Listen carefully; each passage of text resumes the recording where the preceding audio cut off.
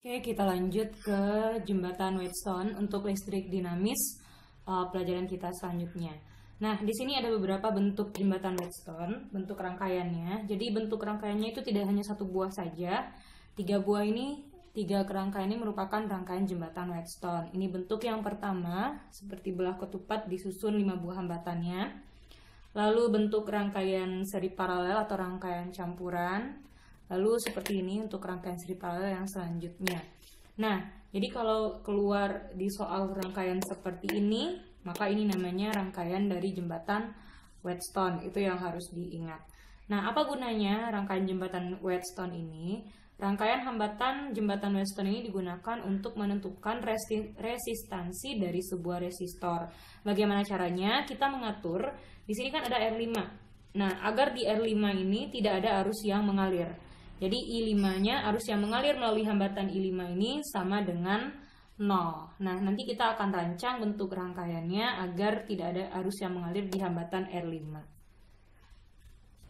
Oke, jadi untuk membuat dia arus yang mengalir di R5 ini, jadi kan di sini ada arus yang mengalir ya dari kutub positif sampai nanti masuk ke percabangan R1 dan R3.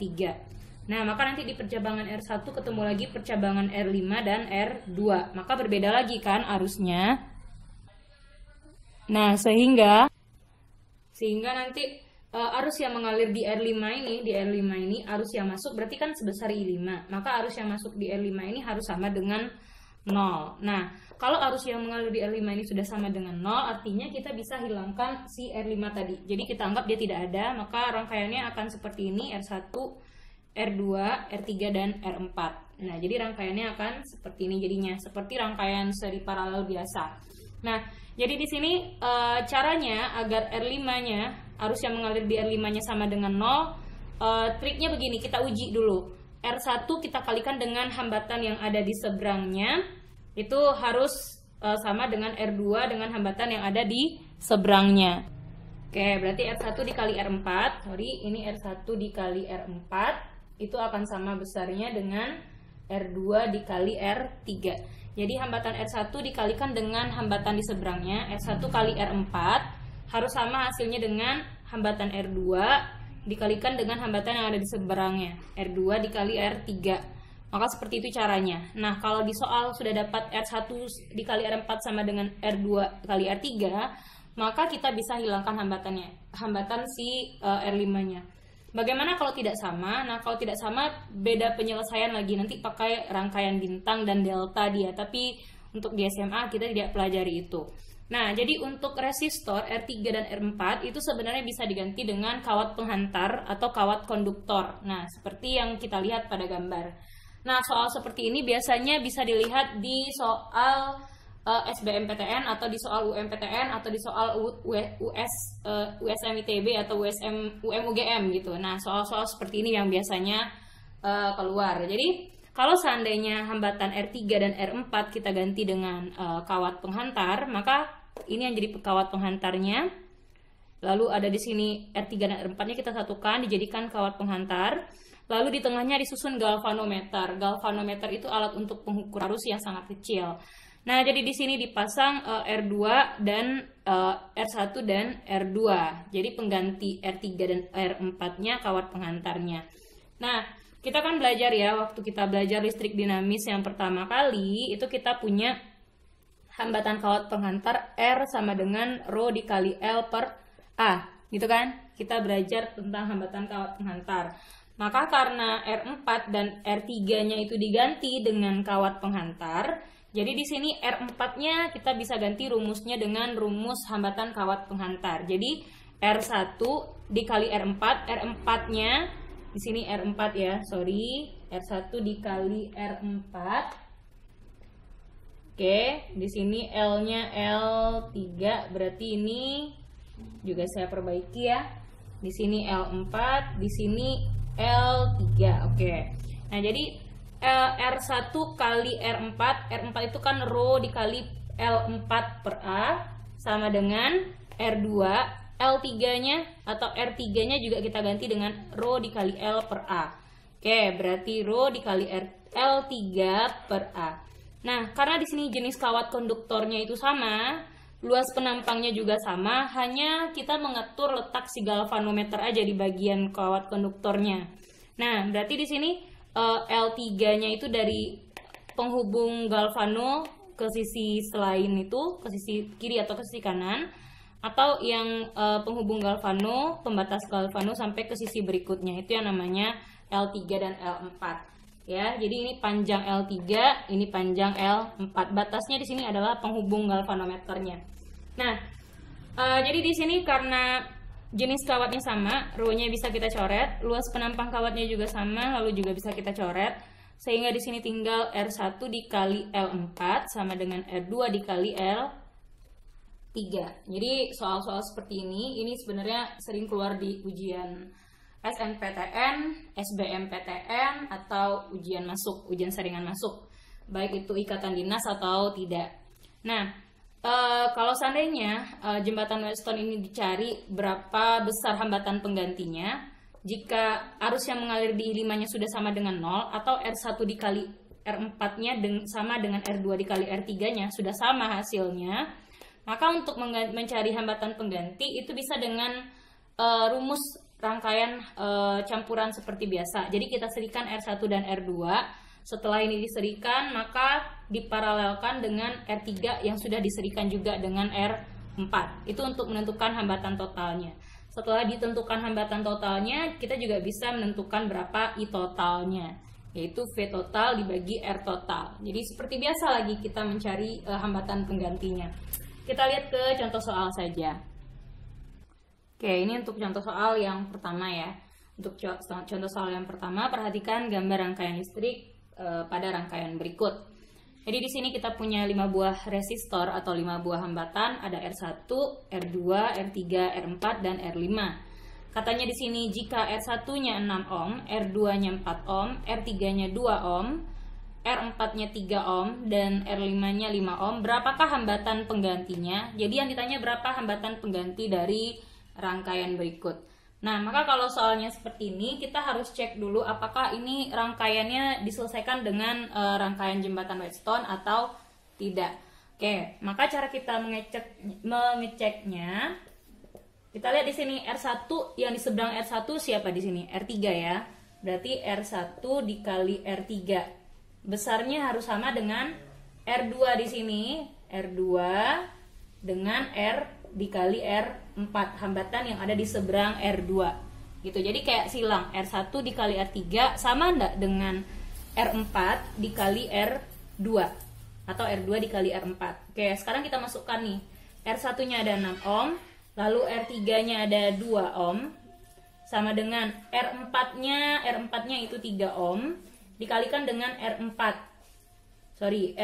nya 4 ohm, R4 nya 3 ohm ya, R2 nya 4 ohm, R4 nya 3 ohm.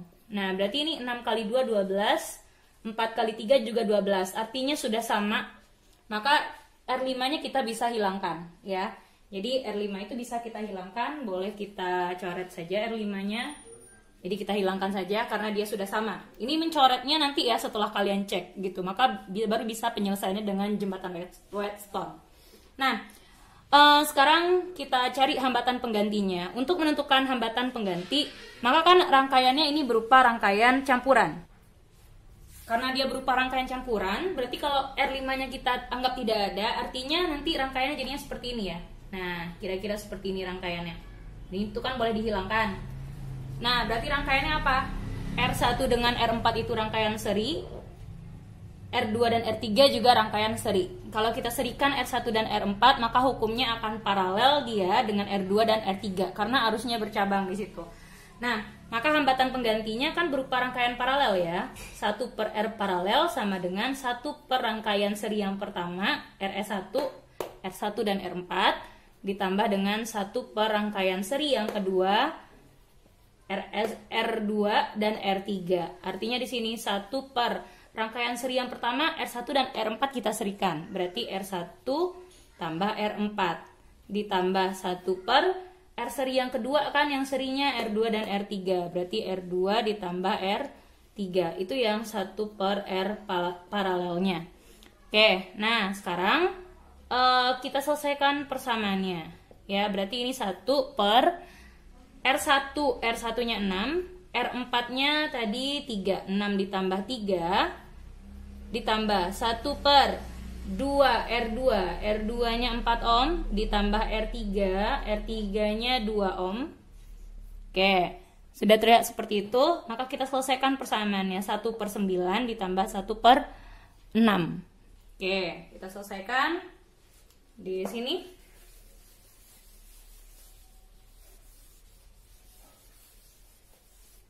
Oke, jadi di sini 1 per R paralelnya sama dengan 1 per 9 ditambah 1 per 4 tambah 2, berarti 1 per 6. Nah, kita jadikan ini penyebutnya. 9 dan 6 bisa 18 ya. Berarti 18 92 ditambah 18 bagi 6, 3 kali 1, 3. Berarti jawabannya di sini 5 per 18. Itu baru 1 per R paralel.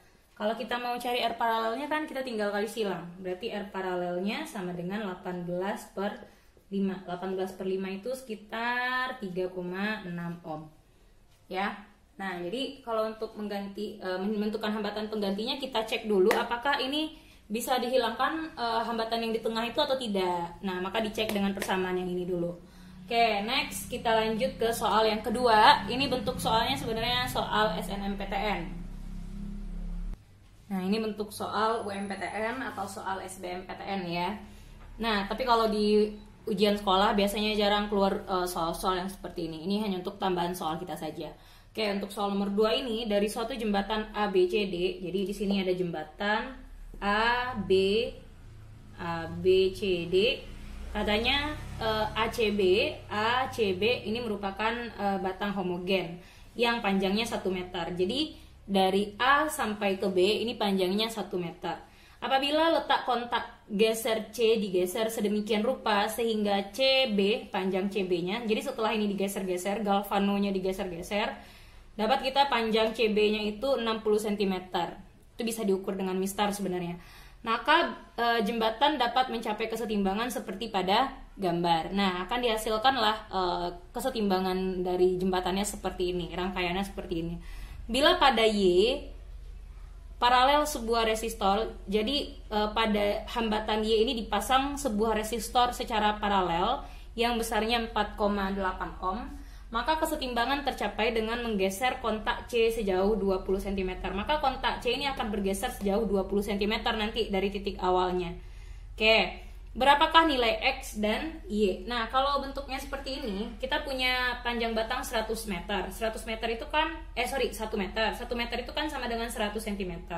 Nah, berarti kalau dari C ke B panjangnya 60 cm, maka dari A ke C itu panjangnya 40 cm, ya kan? Nah, katanya di sini dipasang sebuah hambatan paralel. Di Y ini nanti akan dipasang sebuah hambatan paralel dengan Y. Besar hambatannya yaitu 4,8 ohm. Nah, sekarang kita cari dulu nih. Kita cari dulu berapakah nilai X atau nilai Y-nya tadi. Ini kan berupa jembatan Wheatstone ya. Jadi ini kita bisa misalkan dengan L berapa ya? Kalau ini X, Y, anggaplah ini nanti L3. Atau ini L3, ini L4. Anggap seperti itu, gitu ya.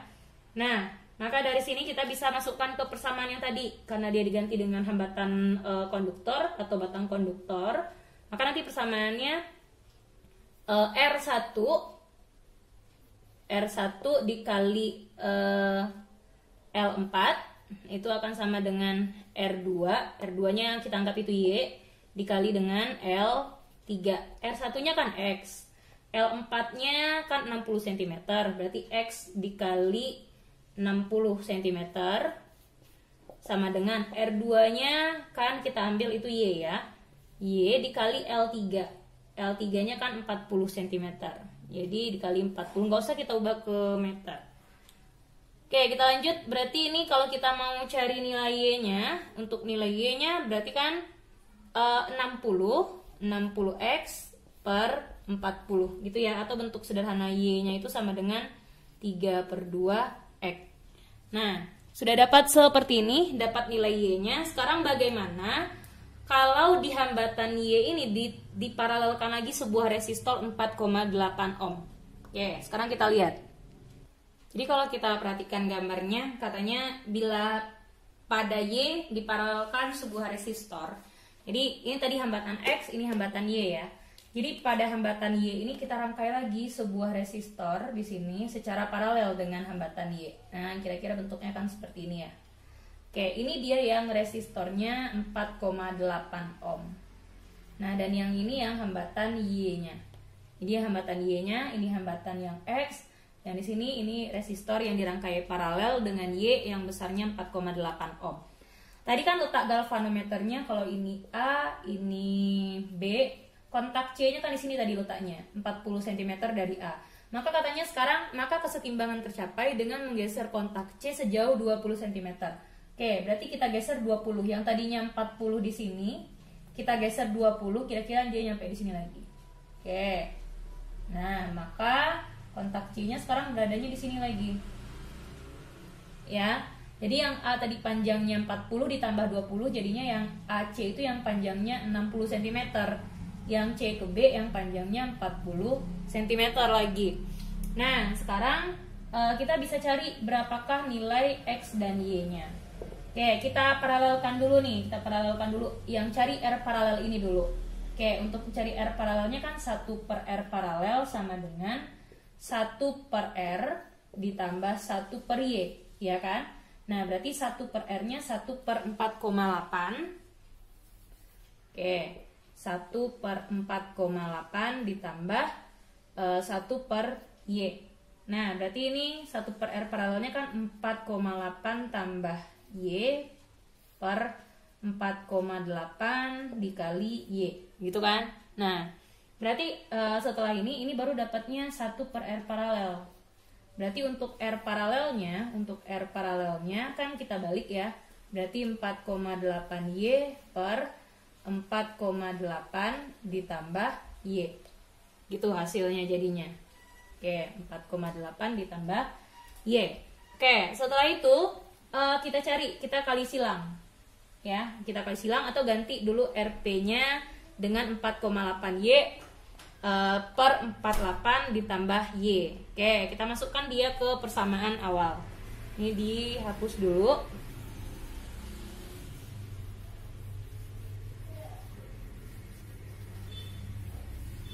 Oke, masukkan dia ke persamaan awal tadi.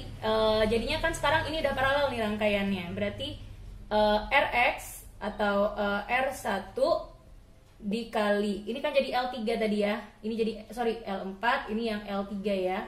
R1 dikali L4 akan sama dengan R paralel, yang 2 ini kan jadi R paralel lagi, R paralel dikali R3, begitu kan jadinya. Berarti R1 itu yang X, L4 itu yang 40 cm, sama dengan R paralelnya tadi kita masukkan 4,8 Y per 4,8 tambah Y dikali R3. Ini L3 jadinya ya. Dikali L3. L3-nya kan 60, berarti dikali 60. Oke. Nah, sekarang kita bisa sederhanakan rangkaiannya. Di sini ada 40 dan 60, berarti sama-sama kita bagi di sini, sama-sama kita bagi 20. Ini dapatnya 3, di sini 2. Berarti 2X sama dengan 4,8 Y per 4,8 tambah Y dikali di sini 3. Oke, maka kita bisa kali silang dulu ya. Kita bisa kali silang. Yang ini 4,8 tambah Y kita kali silang ke 2X. Lalu yang 4,8 Y dikali 3. Oke, berarti ini kali silang. Kita coba kali silang yang 4,82X dikali 4,8 ditambah Y sama dengan 4,8Y kita kalikan dengan 3. Oke, nanti kita ganti nilai Y-nya. Kita ganti nilai Y-nya dengan 3/2X. Oke, kita masing-masing kita ganti dulu. Setelah kita ganti, yang Y-nya kan tadi kita dapat di persamaan awal kan 3/2X. Kita ganti Y-nya 3/2X. Jadi ini ada yang bisa kita sederhanakan di kanan dan di kiri. Jadi di sini ada X di kanan 2X, lalu di sini juga ada 2X. Bisa ya? Sorry, ini 2, X-nya aja yang kita sederhanakan. Di sini tadi 2X, maka X-nya kita bisa sederhanakan.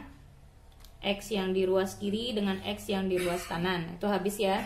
Nah, tinggal lagi 2 kali 4,8 ditambah 3 per 2X. Oke, jadi ini jadinya X-nya kita coret, tinggal di sampingnya lagi. Kalau kita kali silang, ini kan jadinya 2 dikali 4,8 ditambah 3 per 2X sama dengan 9.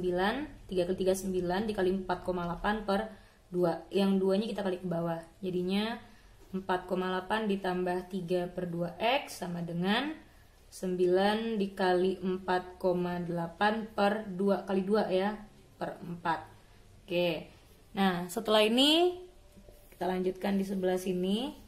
Oke, nah berarti ini jadinya kita bisa coret ya 4,8 dengan 4-nya. Di sini 4 dan 4,8 kan dapat di sini 1,2. Ya. Nah, berarti di sini 4,8 ditambah 3 per 2X sama dengan 9 dikali 1,2 itu kan 10,8.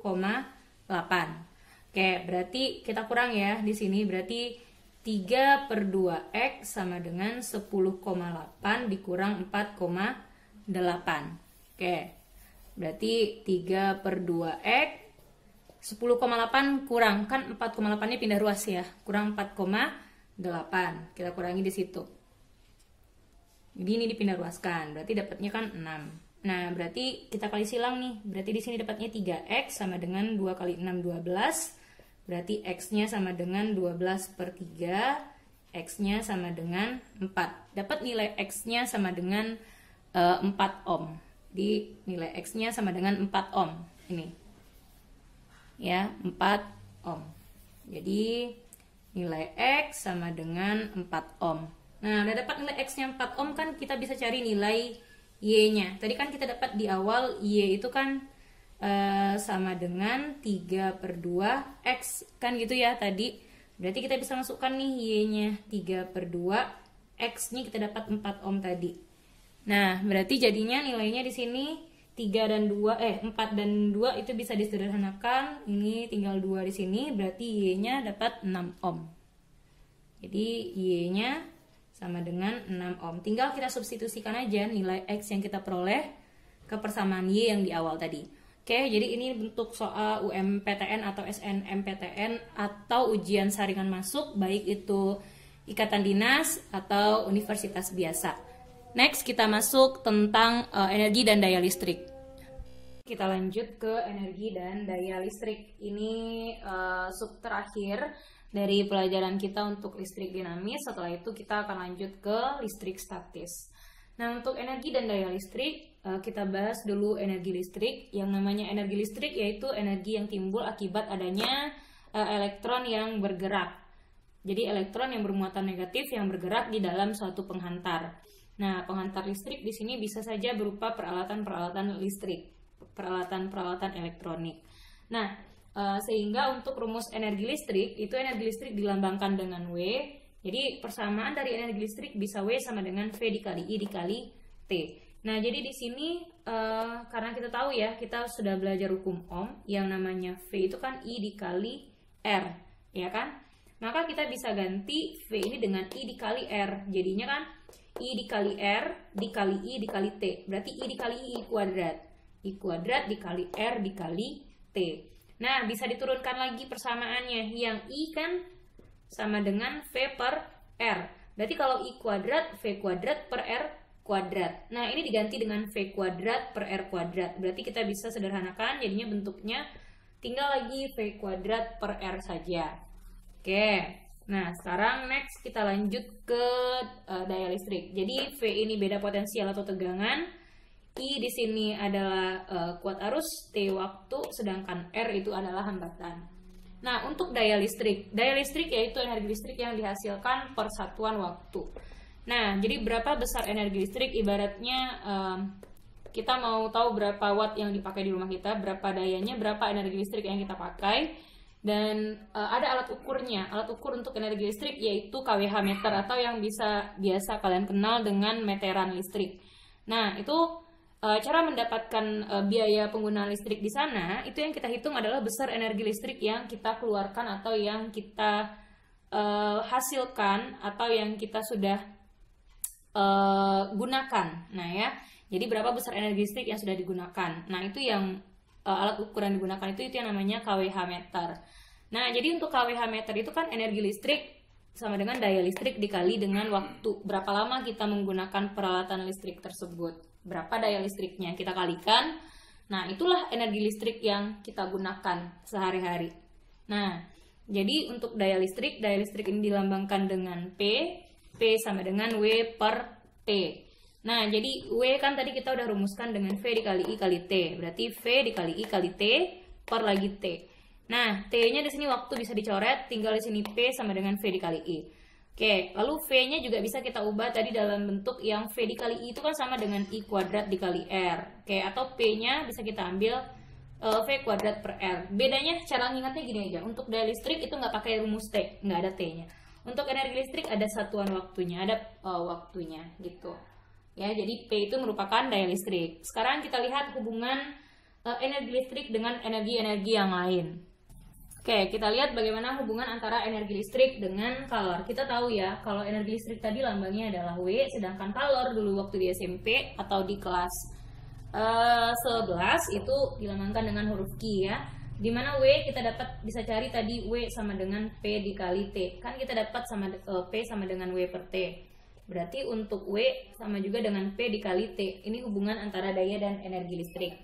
Nah, berarti di sini jadi di sini untuk Q kita bisa rumuskan M kali C kali delta T.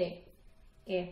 Nah, jadi kalau seandainya berapa daya listriknya, lalu berapa lama waktu yang digunakan untuk memanaskan air misalkan, atau dalam rice cooker berapa lama waktu yang digunakan untuk menanak nasi, nah, atau setrika berapa lama waktu yang digunakan.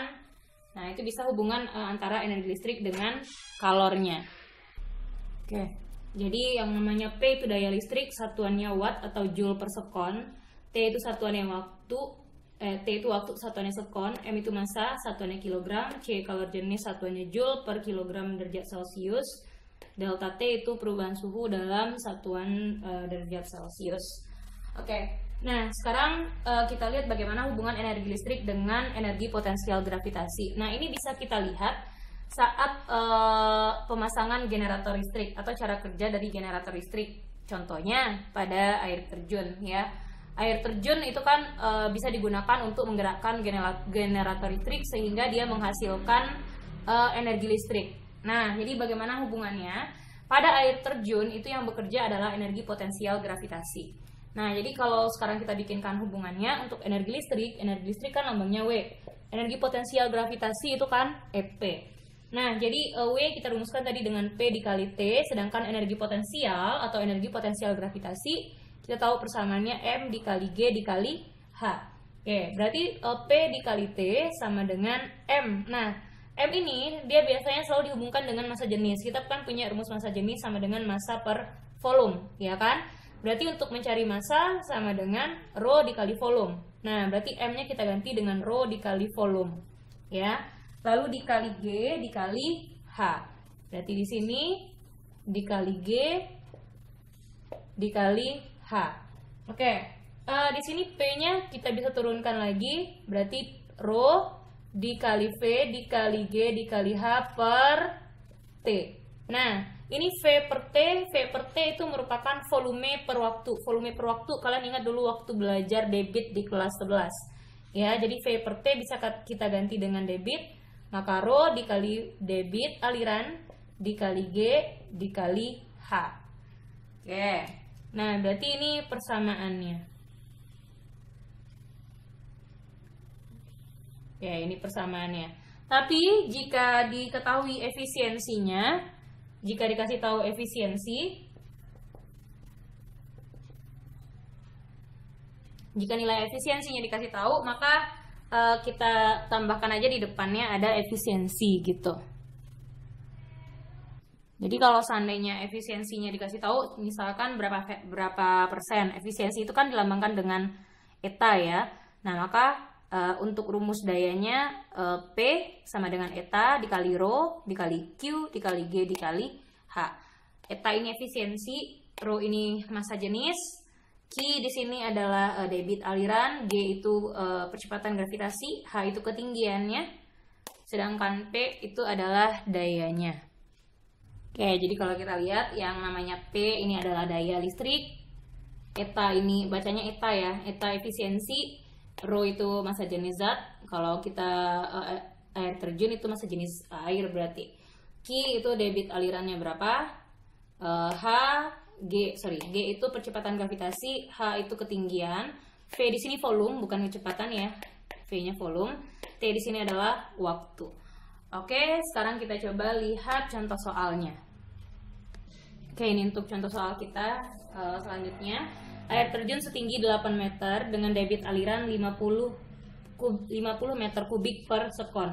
Oke, berarti di sini kita bisa bikin diketahui, di sini diketahui air terjunnya tingginya hanya sama dengan 8 meter. Dengan debit aliran, debit kan lambangnya Q ya. Q-nya 50 meter kubik per sekon. Digunakan untuk memutar generator listrik.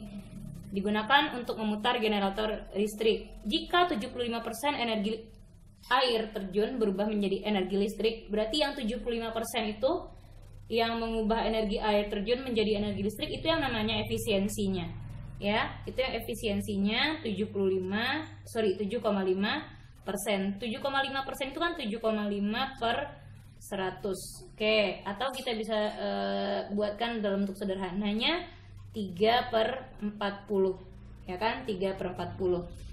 Energi air terjun berubah menjadi energi listrik dan G katanya G-nya 10 meter per sekon kuadrat. Berapakah daya keluarannya? Nah, di sini ditanya daya keluaran generatornya itu berapa.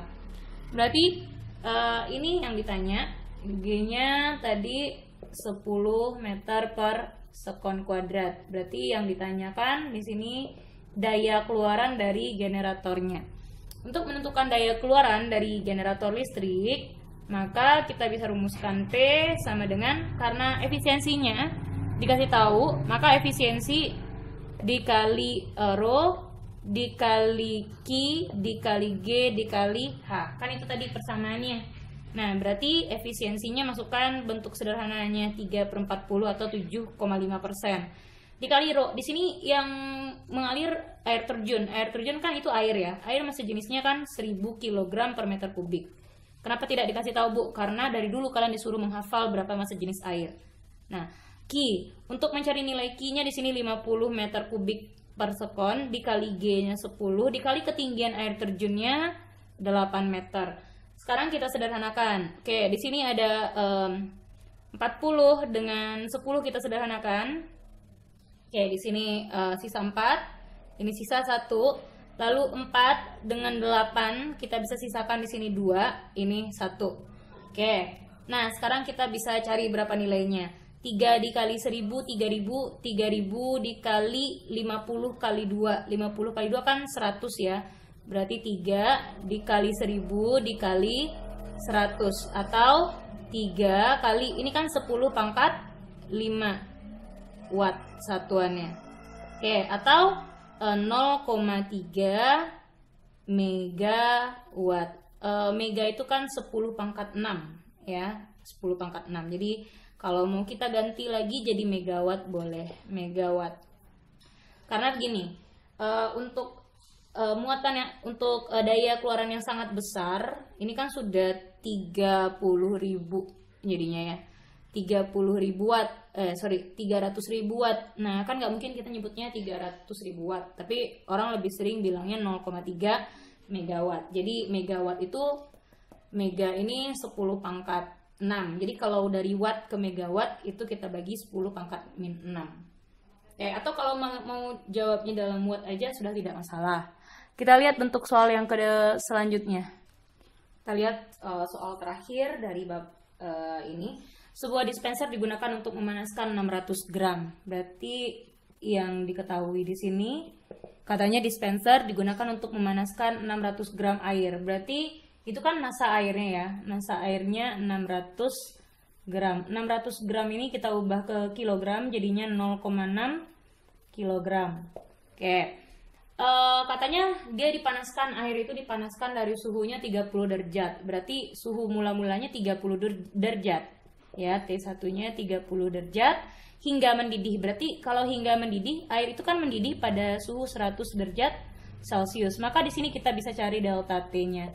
Delta T-nya 100 dikurang 30 kan? Berarti dapatnya 70 derajat Celcius delta T-nya. Setelah itu hingga mendidih pada tekanan 1 atm. Ini hanya pelengkap soal aja, maksudnya di udara normal, di tekanan udara normal atau di suhu ruang gitu maksudnya. Nah, dispenser ini dihubungkan pada tegangan 210 volt. Berarti V-nya 210 volt. Sehingga arus listrik yang mengalir sebesar 2 ampere. Berarti I-nya 2 ampere. Berapakah waktu yang diperlukan untuk memanaskan air? Nah, berarti yang ditanya di sini adalah T-nya berapa, waktunya berapa, dan kalor jenis airnya dia bantu kita kasih di sini. Berarti kalor jenis airnya 4200 Joule per kilogram derajat Celcius. Nah, biasanya ini baik banget kalau dikasih tahu kalor jenisnya. Biasanya tidak dikasih tahu kalor jenis airnya, karena kita udah wajib hafal kalor jenis air itu 4200 Joule per kilogram derajat Celcius. Jadi ini wajib dihafal. Oke, cara kita menjawab soalnya berarti di sini ada perubahan suhu, lalu memerlukan panas untuk memanaskan air. Nah, berarti ini hubungan antara energi listrik dengan kalor, dengan energi kalor atau kalor aja. Oke, maka di sini kita bisa pakai W sama dengan Q. Berarti W-nya kan P dikali T sama dengan M dikali C delta T, gitu kan? Nah, berarti ini P-nya dayanya tadi dikasih tahu. Oh, daya nggak dikasih tahu. Yang dikasih tahu V dan I. Berarti P itu kan V dikali I ya. Dikali T sama dengan M dikali C dikali delta T. Oke.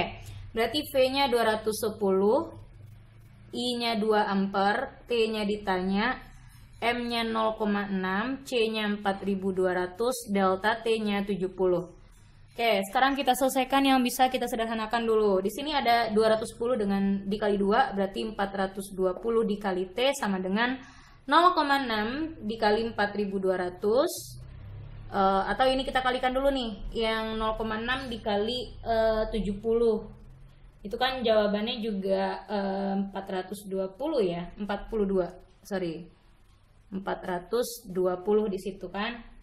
Atau kalau kalian mau sederhanakan dulu boleh yang ini 0,6 dikali 4200 dikali di sini 70. Oke. Nah, ini bisa dicoret nih 420 dengan 4200. Di sini sisanya 10. Oke. Kita lanjut. Oke, kalau kita lanjutkan lagi berarti di sini ini tinggal 1 ya di sini. Tinggal 1. Berarti T sama dengan 0,6 dikali 10 kan 6. 6 dikali 70. Berarti T-nya sama dengan 420 detik atau 420 sekon. Kalau mau kita ubah ke menit tinggal bagi 60 kan. Berarti 420 bagi 60 kan dapatnya 7 menit. Jadi kita hanya memerlukan waktu selama 7 menit untuk memanaskan air dari suhu 30 sampai dia mendidih. Kalau kita memakai kuat arusnya kita jaga di situ 2 ampere dan tegangan yang kita gunakan adalah 210 volt. Oke, untuk soal dari listrik dinamis ini hanya ini soalnya, hanya ini pembahasannya. Silahkan diulang-ulang lagi, terutama dalam membedakan rangkaian seri dan rangkaian paralel. Lalu yang sering keluar di ujian juga itu tentang yang hukum Kirchhoff. Nah, itu harus dipelajari lagi. Ini juga sering keluar di ujian nasional. Baiklah, minggu selanjutnya atau di pertemuan selanjutnya kita akan membahas tentang listrik statis. Terima kasih atas segala perhatiannya.